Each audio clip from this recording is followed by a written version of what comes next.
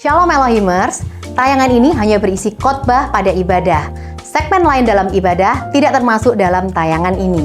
Kami sangat mengharapkan Bapak Ibu Saudara dapat hadir secara onsite untuk mengikuti keseluruhan ibadah yang ada di GPDI Elohim Sidoarjo. Tuhan Yesus memberkati. Haleluya. Puji Tuhan, mari Bapak Ibu Saudara sekalian kita langsung masuk dalam firman Allah. Kitab Kidung Agung pasal yang ketiga. Ini hal yang sangat mendasar yang saya akan bahas. Kidung Agung pasal 3 ayat 7 dan 8. Lihat, itulah Joli Salomo, dikelilingi oleh 60 pahlawan dan dari antara pahlawan-pahlawan Israel. Ayat 8, semua membawa pedang terlatih dalam perang, masing-masing dengan pedang pada pinggang karena kedahsyatan malam. Jadi kita melihat di sini saudara, dibicarakan, Alkitab bicara tentang Salomo, ya, yang dikatakan Joli ini saya coba lihat itu tempat tidurnya, ya. Tempat tidur daripada Salomo ternyata luar biasa saudara, dia dikelilingi oleh 60 pahlawan, ya, dari antara pahlawan-pahlawan Israel. Jadi orang-orang ini adalah para ahli dalam peperangan, mereka terlatih dalam perang, masing-masing memegang pedang, ya. Dan karena mereka mau melindungi Salomo, ya, menghadapi kedahsyatan malam, ya. Ini ayat menarik saudara, ya. Pagi hari ini saya mau bicara tentang pentingnya kedamaian dalam hidup ini. Pentingnya damai sejahtera dalam hidup saya dan saudara. Bagaimana kita dapat menang atas ketakutan, Bapak Ibu, ya. Jadi ayat yang kita baca tadi tentang Salomo, kalau kita lihat awal kehidupan Salomo, Tuhan sangat memberkati kehidupan dia. Salomo mempunyai semuanya dan dia adalah seorang yang rendah hati pada awal-awal saudara daripada pemerintahan Salomo. Dia memulai dengan hati yang rendah, dengan hati yang penuh dengan kemurahan. Kita tahu bagaimana waktu dia mentabiskan bait Allah, ya, dia bangunkan itu rumah Tuhan, gereja itu untuk Tuhan, dan dia dikatakan Alkitab mengorbankan 120.000 domba dan puluhan ribu lembu pilihan yang terbaik dia persembahkan kepada Tuhan. Jadi pada awal-awal kehidupan Salomo kita lihat saudara, dia sangat baik, dia sangat mencintai Tuhan, dia mencintai pekerjaan Tuhan, dia mempersembahkan saudara korban yang begitu besar pada saat pentabisan bait suci, dan hal itu membuat Tuhan tergerak, ya, hal itu membuat Tuhan tergerak hatinya oleh karena pengorbanan Salomo, sehingga kalau kita baca dalam Alkitab, waktu malam itu juga tatkala Salomo tidur, saudara, Tuhan datang ke kamar Salomo, ya. Tuhan membangunkan Salomo, saudara, dan Tuhan berkata, Salomo, apa yang kamu inginkan? Ya, Salomo, aku bertanya kepadamu, apa yang kamu inginkan? Saudara, semua kita pasti pernah berdoa kepada Tuhan, Tuhan, kalau boleh Tuhan berikan ini, kita berikan dan daftarkan keinginan-keinginan kita. Tapi ini saudara lain lagi, saudara, ya. Saudara dan saya belum pernah pasti mengalami seperti apa yang Salomo alami, di mana bukan kita yang sampaikan keinginan kita kepada Tuhan, tapi Tuhan yang datang tanya sama Salomo, apa kamu punya keinginan? Kasih tahu sama saya. Ya, saudara, kita belum pernah mengalami yang kayak begini. Tuhan datang dan bertanya seperti itu kepada kita. Tapi itulah yang Tuhan lakukan untuk Salomo. Dia orang luar biasa, Bapak Ibu. Dan Tuhan berkata, apapun yang kamu inginkan aku akan berikan kepadamu. Dan Salomo kita tahu di Alkitab berkata bagaimana Salomo minta, Tuhan, aku ini masih muda, berikan kepadaku kemampuan, berikan kepadaku hikmat untuk melayani umatmu Israel. Aku ingin menjadi hamba Tuhan yang efektif untuk melayani umat Tuhan. Jadi aku butuh butuh urapan khusus daripada engkau, aku butuh hikmat daripada Tuhan. Dan Tuhan senang kita tahu dengan permintaan Salomo, dan Tuhan kasih bonus buat Salomo.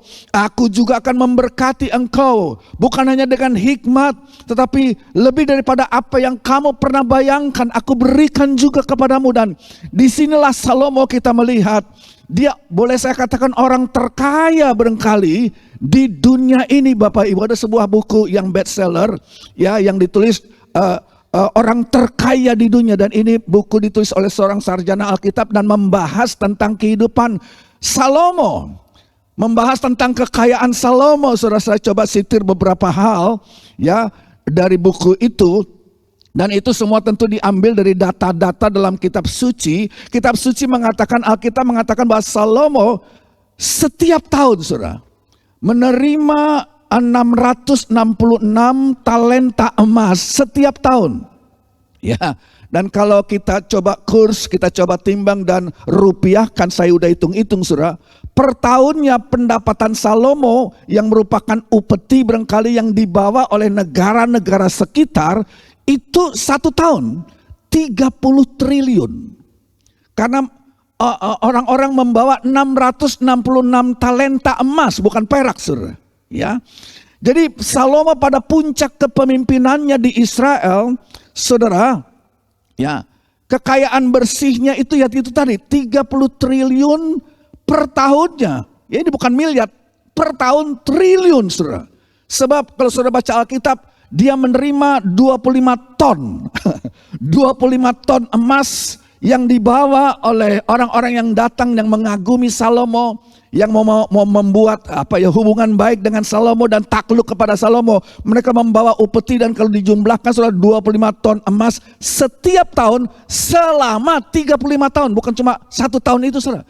35 tahun, saudara, pemerintahan Salomo, 25 ton emas terus dibawa per tahun. Bayangkan orang ini kayaknya kayak apa.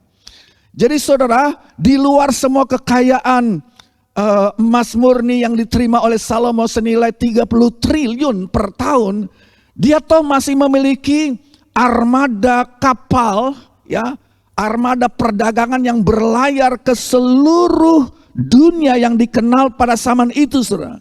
Jadi Salomo membangun armada dagang itu, saudara. Jadi Salomo begitu kaya sehingga menurut kalau saudara lihat 1 Raja-Raja pasal yang ke-10, cangkir-cangkir minuman yang ada di rumah Salomo atau di istana Salomo enggak ada yang dari perak. Perak itu biasa. Semua cangkir-cangkir, saudara, ya, terbuat dari emas. Ya, buat Salomo itu ukurannya perak enggak biasa kalau perak, tapi ukuran standar untuk saudara kekayaan dalam kehidupan Salomo itu dipakai emas, saudara. Ya, jadi dia cuma punya satu standar emas ukurannya. Kalau engkau mau datang kepadaku, datang dengan emas, kata Salomo. Ya, dia tidak minum dari cangkir perak. Ya, semua peralatan-peralatannya itu dari emas, saudara. Ya, saudara. Jadi Salomo menerima upeti setiap tahun dari bangsa-bangsa. Dan kita tahu bahwa Salomo adalah seorang raja yang sangat bijaksana, sangat kaya, saudara. Dan kehebatannya itu tersebar ke seluruh penjuru dunia, sampai Ratu Sheba dari timur, saudara, mau mendengar kehebatan hikmat Salomo. Dan dia bawa upeti, dia membawa kado, dia membawa hadiah. Dan langkah putri atau Ratu Sheba dari timur itu diikuti oleh banyak negara-negara yang lain. Jadi pada masa pemerintahan Salomo, Israel itu berada dalam puncak kejayaan militer yang besar. Dan ini menyebabkan bangsa-bangsa lain, saudara, memilih untuk berdamai dengan Salomo. Mereka nggak berani main-main dengan Salomo, dan mereka mau mempertahankan hubungan yang baik dengan Salomo untuk mendapatkan barangkali perlindungan dari kerajaan yang kuat di bawah Salomo. Mereka membangun hubungan yang baik dengan membawa upeti, saudara. Upeti, ya. Dan mereka membayar upeti itu, kalau saudara lihat, mereka membayarnya dengan gading. Itu gading zaman dahulu, saudara. Saya kira nggak ada ya di Timur Tengah, itu gading pasti datangnya kalau dari India barangkali. Bayangkan jauh-jauh dari India, ya, atau dari daerah-daerah yang dimana ada gajah, saudara. Ya, jadi mereka datang dari seluruh dunia mungkin yang dikenal pada saat itu membawa upeti. Katanya ada gading, mereka membayar upeti dengan pakaian-pakaian mewah yang eksotik, yang mahal, hasil tenunan yang berkualitas tinggi, yang sangat mahal. Mereka membayar upeti dengan rempah-rempah dan batu-batu berharga, saudara, berlian dan rubi itu, saudara. Kita tidak bisa membayangkan kehebatan dan kekayaan Raja Salomo. Satu lagi, saudara, dia mempunyai singgasana, tahta di mana dia duduk. Alkitab katakan bahwa singgasananya dibuat dari gading. Dibuat dari gading dan dilapis dengan emas murni. Ada 6 anak tangga, saudara, yang menuju ke singgasana Salomo, dan di setiap anak tangga tersebut ada patung dari emas, patung singa emas di kiri dan kanan. Jadi ada 12 patung, semuanya berdiri di kiri kanan 6 anak tangga yang membawa ke hadapan hadirat Salomo, ke tahta Salomo, ke tahta gading Salomo yang berlapis dengan emas. Nah, ini baru orang kaya beneran, saudara. Sebab kalau kita baca lagi, sandaran kakinya, sandaran kaki itu untuk taruh kaki, saudara. Untuk kalau lagi mau santai kita ganjal kaki kita, saudara. Sandaran kaki Salomo dibuat dari emas. Emas padat. Ini baru benar-benar kaya kalau kita lihat. Siapa pernah mau memikirkan bahwa sandaran kaki ini dibuat dari emas murni. Saudara, belum lagi saudara, dia memiliki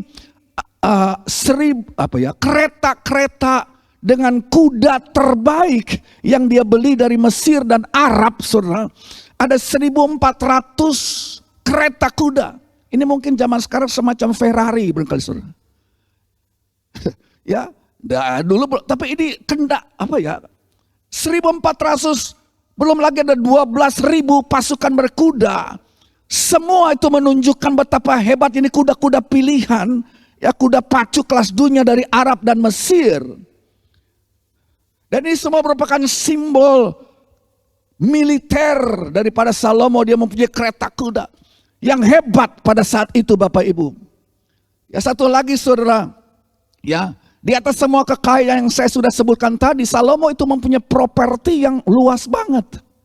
Ya, dia memiliki properti yang sangat besar, sebab Alkitab mengatakan dia memiliki semua tanah dari sungai Efrat di utara sampai ke Gaza, saudara. Bayangkan, saudara, dari sungai Efrat sampai ke Gaza dan dari Gaza sampai perbatasan Mesir. Itu tanah, besar banget, ratusan hektar lebih, saudara. Ya, jadi perhatikan ini, ya, raja luar biasa dari Israel yang bernama Salomo. Dia punya segala perkara. Ya, dia begitu melimpah dengan kekayaan hingga Alkitab berkata bahwa kalau toh ada perak di Salomo, tumpukan perak itu sama dengan tumpukan batu. Kayak nggak ada artinya, saudara. Ya, jadi batu-batu sudah di pinggir jalan pada saat pemerintahan Salomo itu kurang lebih sama banyaknya dengan perak. Di mana-mana perak itu biasa, saudara. Ya, jadi inilah kemakmuran daripada Salomo. Ini standar kemakmuran di Israel, saudara, pada saat itu begitu tinggi sampai perak diperlakukan sama dengan batu-batu yang banyak yang berserakan di jalanan. Bayangkan, saudara. Ya. Dan ketika Salomo memulai karirnya, boleh saya katakan, dan Tuhan berbicara kepadanya dan Tuhan mulai memberkati Salomo. Alkitab katakan Salomo hidup diberkati Tuhan dan dia hidup di dalam damai. Ya, kalau kita lihat tadi bahwa menariknya waktu Salomo lagi tidur nyenyak dan Tuhan datang membangunkan dia. Jadi Salomo ini memiliki ketenangan. Dia bukan cuma memiliki kekayaan yang merupakan berkat Tuhan luar biasa, saudara. Ya, tapi dia juga mempunyai ketenangan dalam jiwanya. Ya, sebab dia tidur. Waktu tidur dia dibangunkan Tuhan dan Tuhan tanya, kamu mau apa? Aku berikan. Salomo mencintai Tuhan. Dia melayani Tuhan sepenuhnya. Rumah Allah itu menjadi fokus pembangunan Salomo dan begitu luar biasa itu pembangunan rumah Tuhan. Ya, jadi dia bait suci, dia adalah orang yang senang dengan hadirat Allah, tabut perjanjian menjadi fokus perhatiannya. Dia penuh dengan pengorbanan, saudara, kepada rumah Tuhan yang dia bangun begitu luar biasa, begitu mewah. Dan Alkitab memberikan komentar tentang Raja Salomo di 1 Raja-Raja pasal 4 ayat 24, sudah dapat baca di rumah. 1 Raja 4 ayat 24 dikatakan bahwa Tuhan memberkati Salomo, dia memiliki kekayaan yang besar, dan saudara, dia penuh dengan kasih karunia, dia penuh dengan hikmat, dan ada damai, itu yang penting. Ada ketenangan mengelilingi Salomo ke dalam kehidupannya. Ya. Dia memiliki damai dengan semua bangsa. Nggak ada musuh Salomo itu. Alkitab berkata, saudara, kita ingat satu ayat, saudara bisa cari sendiri, ya, bahwa ketika jalan seseorang itu berkenan kepada Tuhan, maka musuh-musuhnya diperdamaikan dengan orang itu. Saya ulangi, saudara. Ketika seseorang, saudara, hidup berkenan, hidup benar dengan Tuhan, maka musuh-musuh orang tersebut dibuat damai dengan dia oleh Tuhan. Sehingga sekarang kita melihat, saudara, perdamaian ada dimiliki oleh Salomo karena Salomo hidup benar, hidup berkenan kepada Tuhan. Salomo memiliki kasih karunia yang luar biasa dari Tuhan. Tidak ada yang mau melawan dia, gak berani. Sehingga ada damai, saudara. Ya, musuh-musuhnya berdamai dengan dia. Ya, jadi perhatikan kata-kata, ada ketenangan dan damai di seluruh kerajaannya, di sekeliling hidupnya. Ya, dia tidur di tempat tidurnya di istana. Dia gak butuh pengawal. Dia gak butuh penjagaan. Tuhan adalah penjaga dia. Jadi dia diberkati dengan sangat. Dia sangat-sangat diberkati Tuhan. Sampai, ceritanya belum selesai. Sampai sesuatu terjadi. Apa yang terjadi? Alkitab mencatat bahwa dia mulai, saudara, menikahi perempuan-perempuan asing.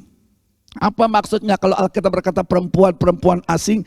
Itu artinya imannya nggak sama dengan Salomo.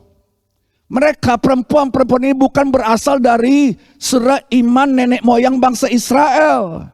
Mereka itu penyembah berhala, mereka bukan anak-anak seperjanjian dengan bangsa Israel. Mereka perempuan asing, mereka menyembah berhala. Dan menurut Alkitab, saya mau bilang begini, menurut Alkitab, perhatikan ini, bahwa menyembah patung, menyembah berhala itu berarti saudara sedang menyembah setan.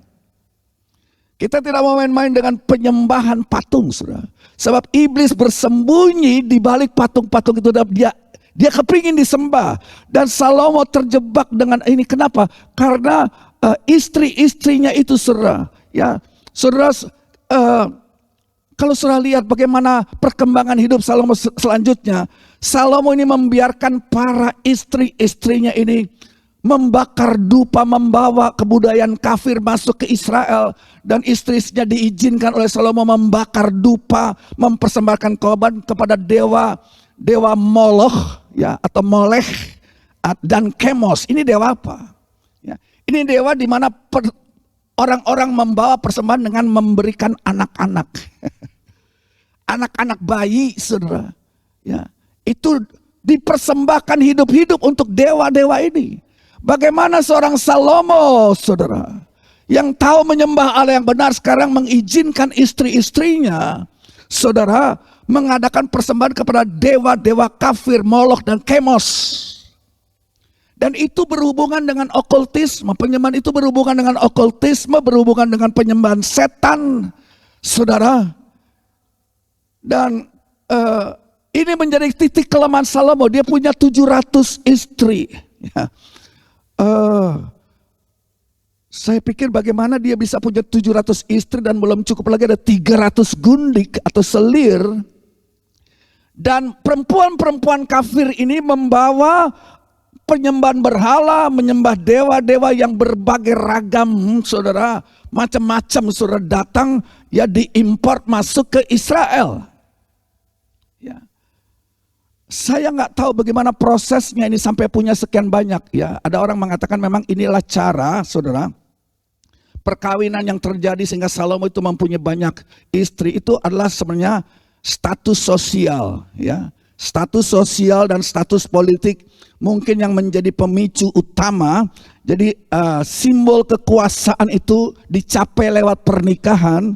Dan itu seperti pernikahan itu berfungsi seperti alat diplomatik, saudara, untuk memperluas kekuatan politik. Sebab dengan Salomo membangun hubungan yang baik mungkin dengan negara lain, ya, dengan cara apa? Dengan menikahi, saudara, mungkin putri daripada negara tersebut, ya, untuk membentuk satu aliansi politik barangkali. Sehingga banyak kayak begini tuh, saudara, dia koleksi kayak begitu, saudara, ya. Nah, sekarang coba kita beralih kepada ayat yang baru kita baca tadi dalam kitab Kidung Agung. Salomo mulai dengan mengasihi Yesus. Ya, dia mengalami berkat-berkat Tuhan yang luar biasa. Ya, dia boleh beristirahat di kamarnya, dan Alkitab katakan dia mengalami hidup yang diberkati. Ya, dia punya hikmat, dia hidup dalam damai. Dia tidak takut kepada siapapun atau oleh apapun, sebab Tuhan membuat musuh-musuhnya itu berdamai dengan Salomo. Ada ketenangan di seluruh negeri Israel. Jadi Salomo memiliki anugerah kasih karunia dan kebaikan Allah dan berkat Allah dalam kehidupannya. Nah, kita fast forward sekarang, saudara, dalam kehidupan Salomo, saudara. Tadi saya sudah bahas bahwa Salomo menikahi banyak istri dari bangsa asing, dari bangsa Moab, bangsa Amon, bangsa Edom, bangsa Sidon, ya, bangsa Hitit, ya, dan dari putri Firaun lagi, saudara. Dan istri-istri ini mempengaruhi dia. Salomo mulai tertarik dengan sihir, saudara. Dia mulai menyembah dewa lain. Ya, jadi berbagai macam berhala dari Moab, Amon, Edom, Sidon itu barangkali ada di istananya. Berhala-berhala ada di properti yang dia miliki. Berhala mungkin ada di seluruh bisnis yang tadinya diberkati oleh Tuhan, luar biasa. Dia punya armada dagang, dia punya surat tanah, properti yang begitu luas. Tapi sekarang kok dipenuhi dengan penyembahan berhala? Saudara, saya mau katakan, saudara, jangan main-main dengan iblis. Jangan main-main dengan penyembahan berhala. Ini berbahaya, ya saudara. Jangan mendekati, saudara, hal-hal, sebab ini pernah dialami oleh Salomo. Ya, jangan saudara pergi ke peramal-peramal.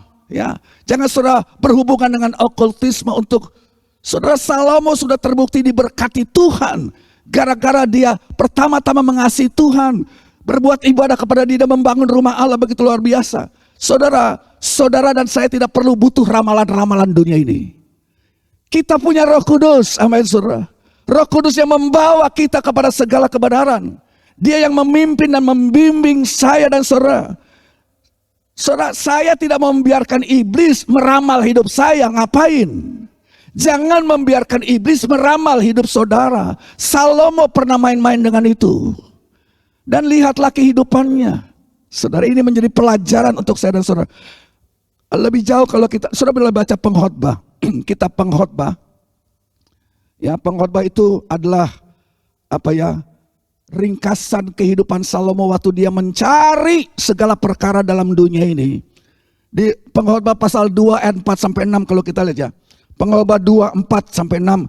Aku melakukan pekerjaan-pekerjaan besar, mendirikan bagiku rumah-rumah, menanami bagiku kebun-kebun anggur. Ayat 5, aku mengusahakan bagiku kebun-kebun dan taman-taman. Wah, luar biasa. Menanaminya dengan rupa-rupa pohon buah-buahan. Aku menggali bagiku kolam-kolam untuk mengairi dari situ tanaman pohon-pohon muda. Saudara, ayat ini menyebutkan ada taman, ada kebun. Ini bukan taman singkong atau tanam. Ini taman-taman merupakan proyek pribadi daripada Raja Salomo. Dia bukan tanam sayur-sayuran. Dia bukan tanam tomat atau singkong. Enggak, saudara. Ya,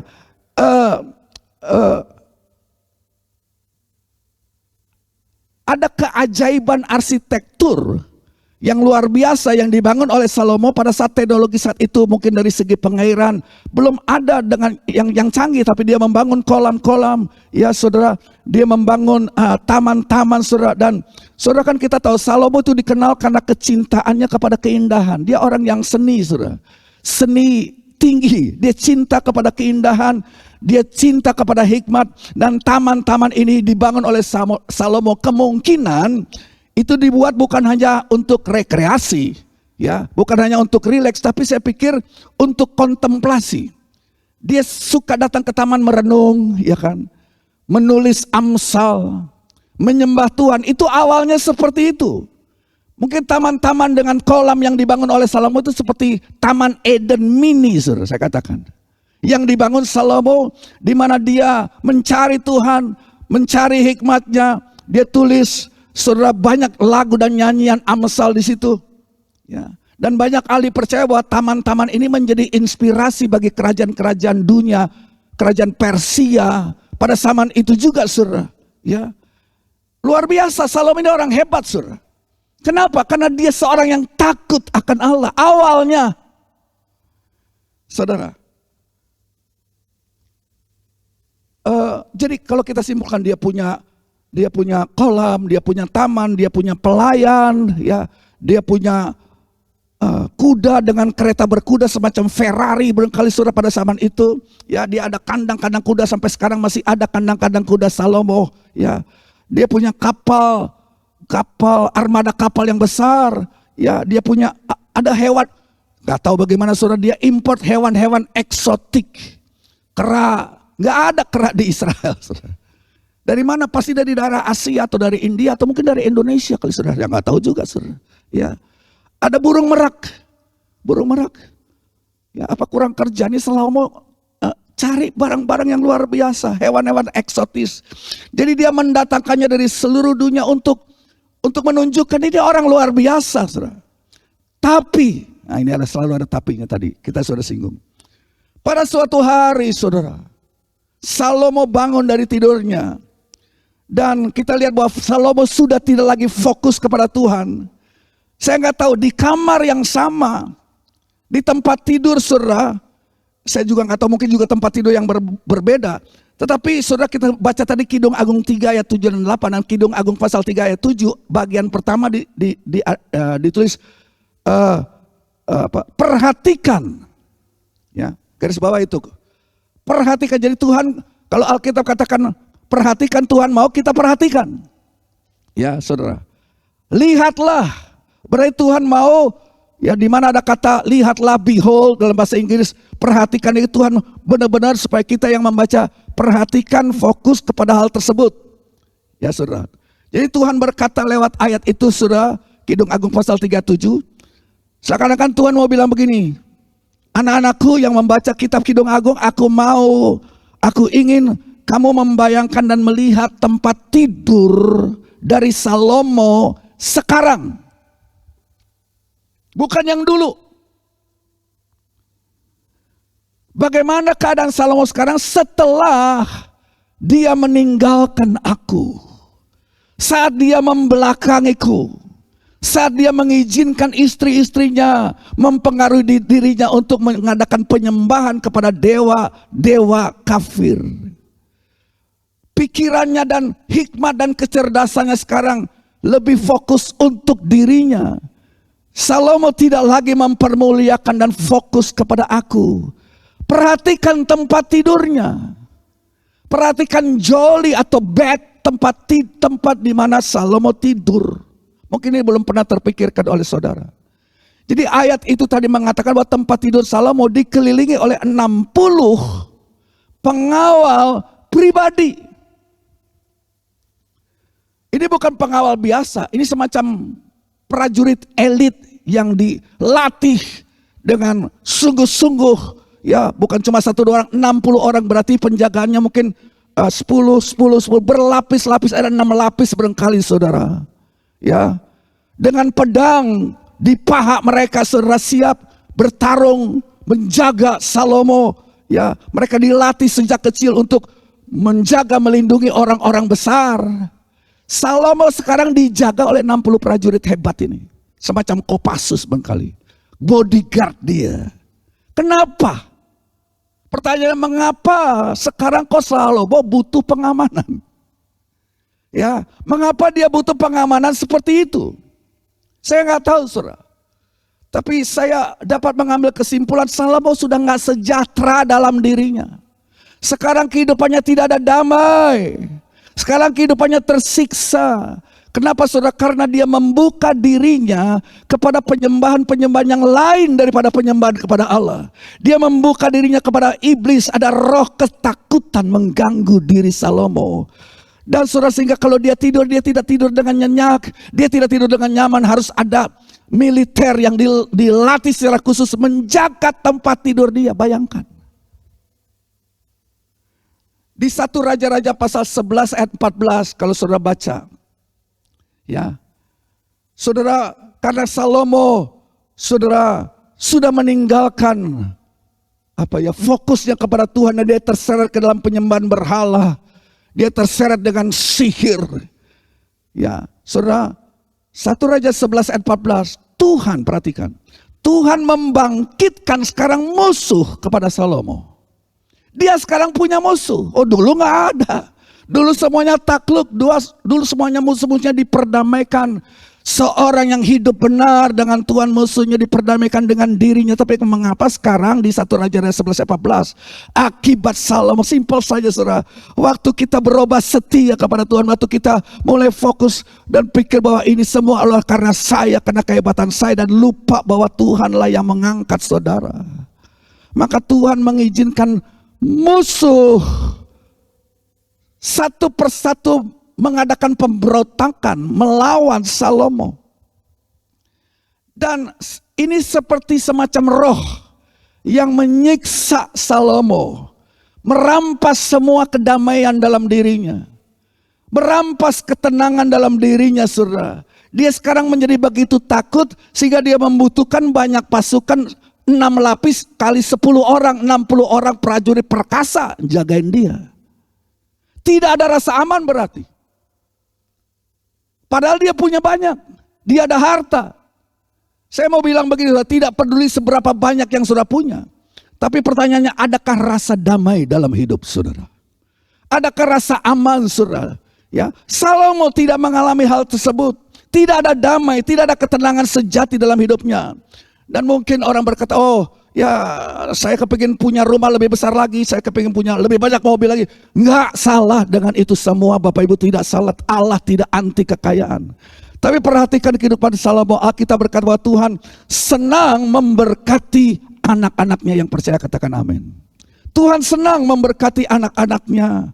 Tapi jika semuanya itu membuat kita lepas fokus dari Tuhan, kalau semuanya itu membuat kita meninggalkan Tuhan dan berpaling kepada ilah lain, bukan kepada Allah Israel, Allah Abraham, Ishak dan Yakub, Allah satu-satunya Allah yang sejati, Yesus Kristus namanya.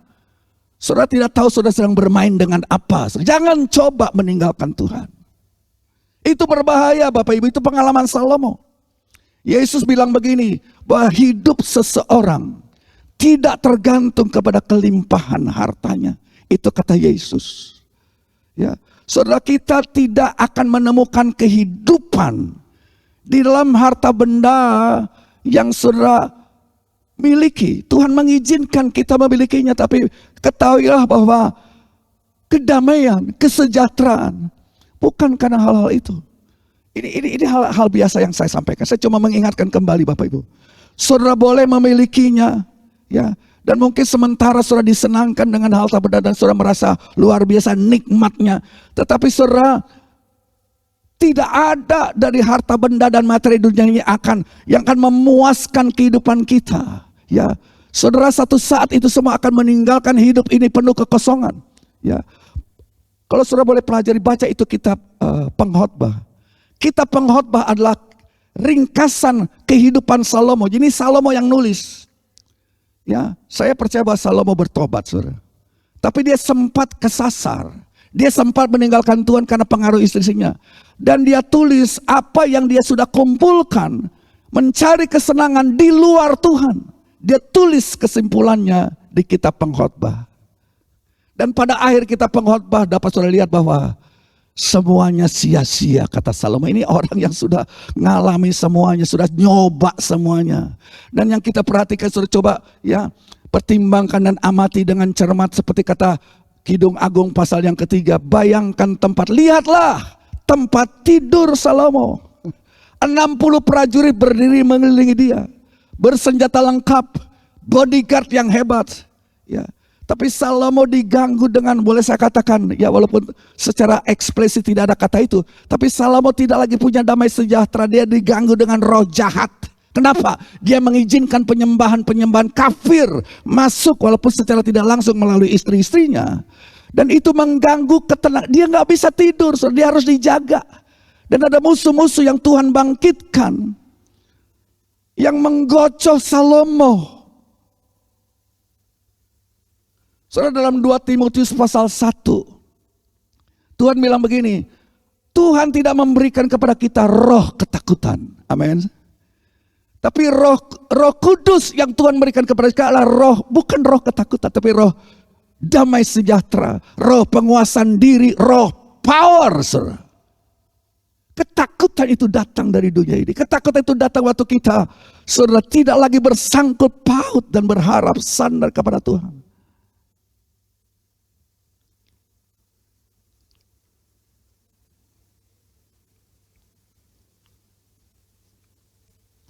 Saudara, biarkan kita tetap bersangkut paut kepada Tuhan pagi hari ini. Amin.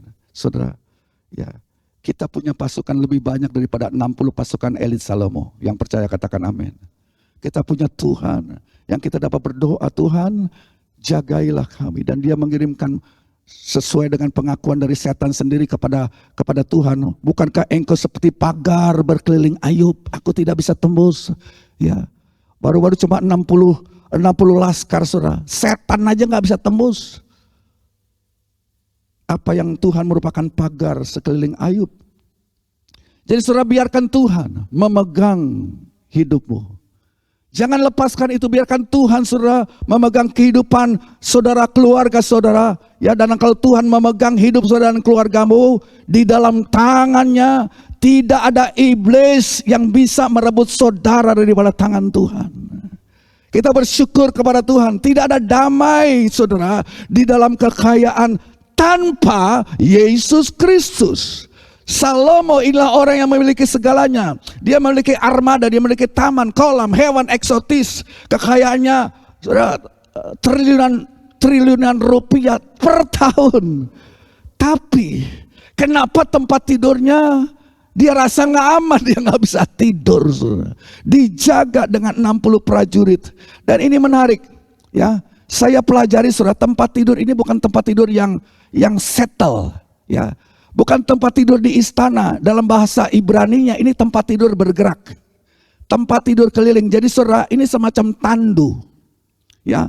Tandu kerajaan di mana ada pengawal yang menjaga kiri kanan. Ya, nggak tahu apa Salomo nggak bisa ketakutan tidur dalam istana, dia tidurnya juga berpindah-pindah begitu saudara. Dia dikawal, ada kuda-kuda yang menarik mungkin tandunya, atau dia dipikul, nggak tahu saudara. Ya, dan dia berpikir, ya, kalau aku tidak bisa tidur di rumahku, ya, aku akan bepergian ke tempat lain dan mungkin aku bisa aman di situ. Saudara, saya mau bilang, tidak peduli saudara pergi kemana. Salomo berpindah-pindah tempat tidurnya. Dia coba melarikan diri sebab ada sesuatu yang mengejar hidupnya. Dia penuh dengan kecemasan sekarang. Apakah Salomo kena panic attack? Saya nggak tahu, saudara. Ya, mungkin dia mengalami panic attack. Dia sangat tersiksa oleh ketakutan. Dia punya segalanya. Saudara, kita tidak bisa dianggap makmur jika kita tidak memiliki damai. Simpel aja. Saya dan saudara tidak dapat dianggap seorang yang makmur tanpa ada rasa aman dan nyaman dan damai. Itu nggak bisa dibeli, saudara. Tidak peduli apa yang saudara miliki, semuanya tidak ada gunanya kalau rasa aman, rasa damai tidak ada dalam hidup kita. Salomo disiksa oleh ketakutan demi ketakutan. Masalah Salomo bukan eksternal, masalahnya itu internal. Hubungannya udah nggak betul dengan Allah. Dia coba melarikan diri, dia disiksa dikatakan oleh, ya baca lagi Kidung Agung pasal 3 ayat 8. Semua membawa pedang, terlatih dalam perang, masing-masing dengan pedang dan pinggang karena kedahsyatan malam. Apa itu kedahsyatan malam? Mungkin beberapa saudara mengalami Saudara, gangguan-gangguan yang disebut sebagai kedahsyatan malam. Ada ketakutan akan malam. Dan itu menggoncang hidup Salomo. Malam yang gelap itu dahsyat buat Salomo. Sehingga dia perlu dijaga. Inilah malam-malam kehidupan tanpa Kristus. Mungkin khotbah ini sedikit penginjilan, saudara. Inilah kehidupan malam yang dahsyat tanpa Kristus. Ketakutan akan kematian.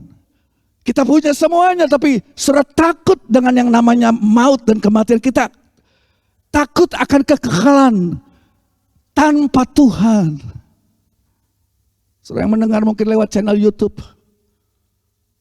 Mungkin firman Tuhan ini bagi saudara. Saudara punya segala sesuatu. Tapi hatimu cemas, hatimu gundah. Setiap malam hari datang saudara ketakutan. Kecemasan, bukan dari kecemasan eksternal, masalah saudara adalah internal. Saudara tidak punya Tuhan. Saudara tidak punya sesuatu yang menjamin damai sejahtera dalam hidupmu. Jadi kita lihat Salomo, dia berbaring di tempat tidurnya dalam ketakutan dan panik. Ya, dia mungkin memikirkan masa depannya bagaimana, saudara. Surat 1 Yohanes pasal 4 itu ayat berkata, kasih yang sempurna mengusir ketakutan. Itu 1 Yohanes 4. Kasih yang sempurna mengusir ketakutan. Apakah kasih yang sempurna itu? Buat saya kasih yang sempurna adalah Yesus Kristus. Kasih yang sempurna yang mengusir segala ketakutan manusia, ketakutan terdalam, ketakutan akan kematian adalah Yesus Kristus. Dialah perwujudan kasih Allah yang sempurna, saudara. Kasih yang sempurna Yesus Kristus yang disalibkan di atas gunung Golgota, yang berdarah-darah, yang mati menanggung dosa-dosa saya dan saudara. Yesus berkata, aku menanggung semua rasa malumu, aku menanggung hukumanmu di atas kayu salib, aku menanggung malam tergelap dalam hidupmu. Akulah terang dunia, kata Yesus. Aku mau menukar kegelapan yang mengganggu hidupmu dengan terang yang akulah terang dunia. Akulah kasih itu, saudara. Kalau ketakutan barangkali telah menyiksa dirimu, kecemasan telah menyiksa diri saudara, kekhawatiran menguasai saudara, dan saudara kehilangan damai sejahtera, saya tawarkan Yesus. Saudara punya semua. Tapi ada satu hal yang sangat mahal yang tidak dapat saudara beli dengan uang. Rasa damai. Sebab apa saudara? Damai itu datang waktu kita berdamai dengan Khalik kita, Sang Pencipta kita. Saudara, yang menebus dosa-dosa dan kesalahan saya.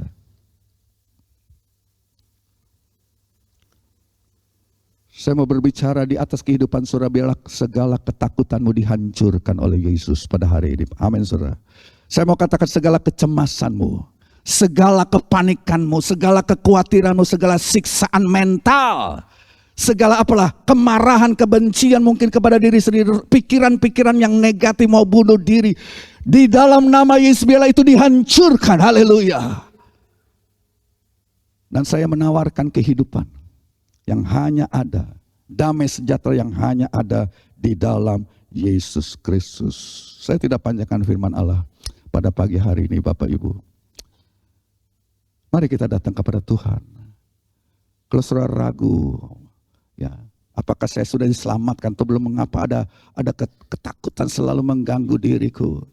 Mari datang kepada Tuhan. Saudara yang di rumah, saudara mengikuti channel YouTube kami. Ya. Keamanan saudara, damai sejahtera saudara, ketenangan saudara, hanya ada di dalam satu pribadi saja, Yesus Kristus. Yesus Kristus saja. Mari sama-sama kita bangkit berdiri.